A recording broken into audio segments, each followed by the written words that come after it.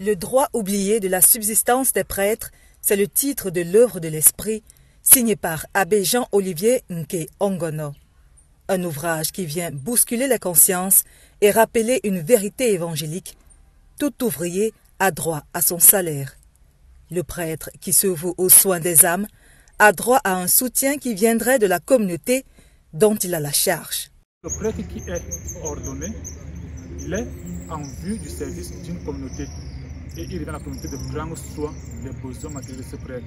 Et le code est clair sur la question. Les laïcs ont le devoir d'assurer les besoins matériels de l'Église et partant la substance des prêtres. Ce volumineux ouvrage expliqué en 3 dimensions, dont canonique, économique et pastorale, précise que le clerc mériterait une rémunération correcte et une sécurité sociale pour que ses vieux jours soient assurés.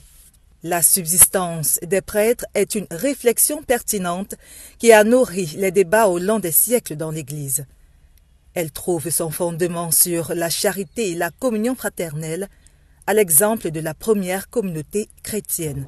Il y a dans le livre des Actes des Apôtres, au chapitre 2, versets 42 à 47, une expérience concrète. Je crois que la première chose à mettre en évidence, c'est que Luc décrit peut-être une approche idéale, mais ça signifie qu'il y a eu cette possibilité. Et ce n'est pas l'unique endroit où il y a cette possibilité de vivre une véritable communion des cœurs. Les congrégations religieuses expérimentent cela.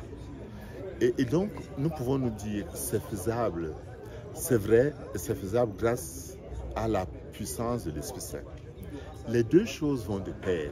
D'abord la communion des cœurs et ensuite la mise en commun des biens matériels. Clercs, religieux, religieuses et laïcs sont tous d'accord sur la nécessité de prendre en charge la subsistance légitime des prêtres. L'ouvrage nous interpelle en tant que chrétiens déjà à nous rappeler de notre devoir de chrétien, de la charité en particulier, savoir aider les autres et savoir venir en aide aux prêtres.